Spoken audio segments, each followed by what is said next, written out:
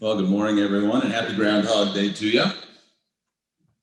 Kind of ironic that we're talking about groundwater levels on Groundhog Day. You wouldn't think that they're related, but in the world of meteorology, they kind of are. Obviously, if we're not getting any rain or irrigating, and that's using our groundwater. So I'm going to actually be talking a little bit about weather a little bit today, more than our groundwater levels. If I can get it to advance.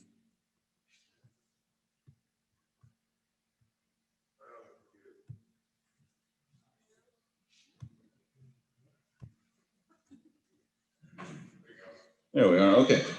So I'm going to skip a lot of the introductory slides that I usually do and just kind of give you this as the first one here. This is our groundwater measurement wells that we have throughout the district. This is a combination of irrigation wells from producers, dedicated observation wells that the NRD has, and then a series of wells that Central Public Power uses. Basically, the most important thing here is just to see that we have a distribution across the entire district. Thanks, Todd. So just a couple stats here before we get going. The spring of 2020, I should say through 2020, we added 10 observation wells for a wetland recharge. And this is a project where we've teamed up with several entities, and we've started diverting waters for wetland recharge when there's excess flows in the Platte. We added 8 observation wells for our little blue study where we're looking at eastern Kearney County and some of the declines we're seeing over there. We lost 1 static measurement irrigation well in Kearney County, and that was basically the producer decided that it was a permanent easement in the CRP. There was no need to have the well, applied for cost share, and the NRD does that with cost share, and we just went ahead and removed that from our records then. Kind of the interesting thing though, 19 of our 39 irrigation wells in Gosford County measured record highs for the spring of 2020. 7 of 16 in Phelps County did the same. And this is where we see our declines in Kearney County. Only 1 of our 35 irrigation wells in Kearney County measured its second highest. And in 2012, it was the highest that it ever had. And I'll show that to you here in a little bit. This is a hydrograph. I show these every year. Basically, our left axis is showing the elevation from sea level, and across the bottom we're looking at our date. We drilled this well back in September of 08, and you can kind of see the shark fin look, I guess, or maybe a saw blade, saw teeth. Basically is that recharge occurs in the wintertime, fall, spring. We're seeing the rise, and as we pump in the summer, we see that decline. If you're looking at about 2012, you can see that was kind of a high point previously. And then as we moved across time, right over here, where 2012 is our highest. 2019 is just this little bulb that's right here. We didn't have much pumping. This is a well that's out by Elwood. It's surrounded by pasture. The nearest irrigation well is over 1.5 miles away. So this one gives us a really good idea of what's going on without a lot of influence. So this is a dedicated observation well. It takes a measurement every 12 hours. So in a matter of basically 12 years, it has about 9,000 records. And one thing you'll notice is it's not a straight line like you would think it should be. And so it has some variation and fluctuation throughout it. And basically, a lot of people will say, well, why does it do that? I've always kind of assumed there was some fluctuation in the groundwater throughout the day. But more and more, we're starting to believe that it's probably atmospheric pressure that's causing that. And here's the reason I believe that. Most of us are going to remember a couple of years ago in March, we had what everybody called a bomb cyclone or a bombogenesis. It's basically where the barometric pressure dropped significantly. And in these confined aquifers, if your pressure drops significantly, the water that is down there can actually rise in the column of the well pipe. And if you remember, basically, we had a low pressure system come out of the southwest United States, moved across the mid-continental United States up towards the Great Lakes, and we had a significant drop in pressure. That's what caused all the snow to our west and all the rain to our east. So here over at Hartwell, this is a well that I really enjoyed showing in the past. And you're going to read ahead and see extreme low pressure system that happened here, but I'm going to back you up for a minute. You can see in 2012, that was one of the high points. We had a significant drawdown that year, but that was due to the drought that started basically in that May, June timeframe. From there, let's see if I can find the pointer here. You see this right about here in the middle of the map in 2013. This particular area got hailed out. It was pretty much decimated. There was no pumping that year. So this is actually 2 years worth of recharge right there that you're looking at. And then finally, over here, we get to our extreme low pressure system. This is basically March 13th, March 14th of 2019, where we see that sudden spike. And that is the water that basically came up the well from having such low pressure. Just to finish out the graph then, here you can see our recharge all the way up until spring 2020. And just like we saw in 2020 with that, or 2012, with that significant drawdown, we have another significant drawdown in 2020, and we all know what kind of drought we're in currently. Similar to that though, if you look at wells that are near Odessa, or they're in the Platte River Basin, where we have a very shallow screen or a very shallow water table. For example, here at Odessa, it's basically in the sandhills just south of the river. You can see our surface elevation is only about 15 feet from where most of the water table is usually at. Same situation though, this was drilled in 2005. It doesn't fluctuate nearly as much because of the amount of water that's available right at the surface. But you can see over here on the right side, this is basically that extreme low pressure system. Now, there's no significant spike or anything, but we see the little beginnings of what would have been the rainfall at that time being produced in the graph. But it's not until July, when we had that significant flood that got to Kearney and flooded all of Kearney. That's where we see this incredible spike right here, where the groundwater actually came up almost 10 feet in a matter of hours. So basically the rest of the year, up until we saw pumping start this past year, for over a year, that was just draining away out of the sandhills. And again, this is our drawdown, and currently we're sitting still about 2 feet above where we were when the bomb cyclone came through 2 years ago. Just a quick refresher here on where we're at with the drought. When we got done measuring static water, basically at the end of April in 2020, Tri-Basin didn't have a whole lot of concern about drought at the time. We were incredibly wet. We had lots of soil profile, was full in a lot of places, and quite frankly, we were kind of worried about flooding all summer long. Just another big rain event would have been pretty catastrophic.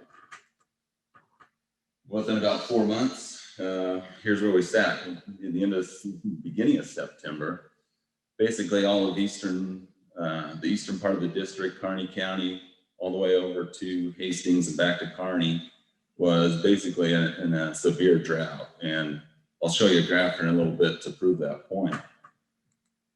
This is where we currently are. Basically, Kearney County has stayed in that severe drought now. It's 9 months going.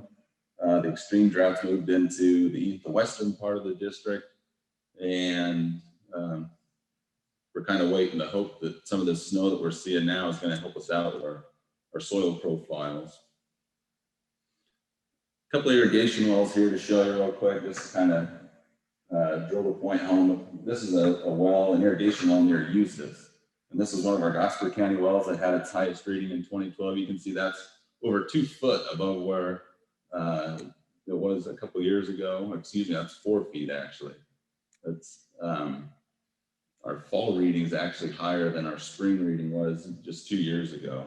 This is partially mound influence from the leaking of the Central Public Power well, canals. And so that's why we see this increase over time with it. In Union Township in southern Gosford County, this well is actually in the north part of the township, and you can see the dotted line through the middle of the graph here shows basically what we call our baseline from 1981, 1985. the number that we try to stay at with each well, or at least generally. And you can see with an allocation that started about 12 years ago, that's been a very consistent well since then. It's actually recorded its highest reading ever here in the spring of 2020, and it's still well above its line there going into the fall. Quite the opposite though, just a few miles south in southern Union Township, the geology changes quickly. There's no mound influence, and you can see there's kind of a drawdown over time with that. However, with those allocations again, it seems to have kind of steadied out, at least it's not declining significantly anymore. Okay, over by Wilcox, which is still Republican Basin. This is another one in Phelps County where it's seen some improvements, or it's seen a rise over time as well. Just to kind of show you that the mound extends a significant distance into the district. Then Minden, which of course is Kearney County, where we're starting to see a little bit more concern. Irrigation well that started measuring in the 70s, late 70s. You can see the dotted line again is kind of that 1981 to 1985 average. And we're basically right in that general area again. The difference with Little Blue Basin in our district, as you can see, it was actually lower in the 70s. So there was maybe a little bit of an artificial high at that time when that was taken, and part of that then in our rules would have allowed the Little Blue to actually have a little bit more of a decline in that basin before we take action.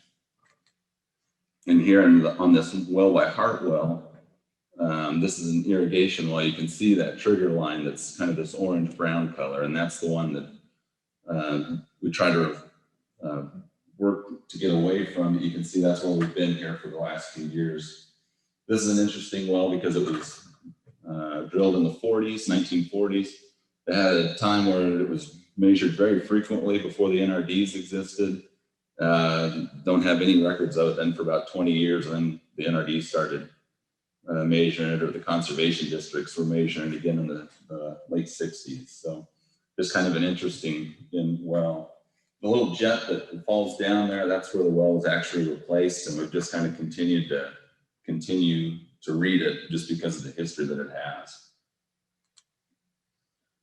So this is kind of the last weather slide that I have for you, and it just gives you kind of an interesting look at what we have dealt with for the last few years. This is May Township, eastern Kearney County, where we've been seeing declines.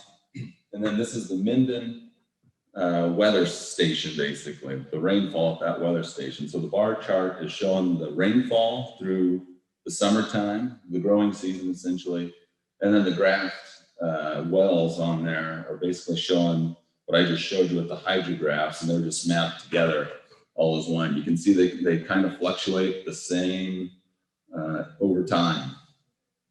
And so basically the one thing I wanted to point out is if you look at, especially this 2016 was an incredibly dry year. We only had about 3.5 inches of rain in Minden, and this past year it was only it was just under 4. I think it was 3.96 inches of rain for the entire year of a growing season of Minden. And so you can see how that reflects on the wells when there's not enough rain, how much drawdown that's causing. Okay, final slide then. Just a good all around general look at the district. In our Platte Basin, from the spring of 2019 to the spring of 2020, we saw an increase of a little over 1.5 feet. In the Republican Basin, almost 2 feet. And in the Little Blue Basin, it was over 2 feet. So that was a good thing. Our district average was 1.85 feet. When you go back and look from 2018 to 2020, so in 2 years' time, what we've had over 3 feet in the Platte, almost 3 feet in the Republican, and 3 feet in the Little Blue. So basically a 3-foot increase since then, or since 2018. Now with the pumping we saw in 2020, we're probably getting closer to that 2018 number or 2019 spring number again. So we've seen decline, but hopefully if we can come out of this drought, or if we don't use as much pumping, at least in the next year, we won't see as much decline. If you're not celebrating Groundhog's Day, hopefully you're celebrating Unadilla Bill Day. It's his last day for a forecast. So if you need something else other than the groundhog to celebrate Unadilla Bill, this will be his last forecast. So any questions? Questions for Nolan? Anything coming in over Zoom? Questions? Okay. Thank you very much, Nolan. Just to get a flavor for, like you say, the pumping impact in 2020, off the top of your head, fall 2019 versus fall 2020 readings, most everything's down, but what would you say? Yeah, so range? John was kind of asking our comparison between fall 2019 versus fall 2020, kind of what happened there. You know, spring 2019, we were up and we didn't have a significant drawdown for 2019 fall. But then with our spring 2020, with such an increase on our fall 2020 decrease, we're probably about in the same ballpark. We basically had a significant amount of recharge over the past year. And then as we came into the fall, we were basically back where we were at the fall of 2019. Okay. Thank you, Nolan.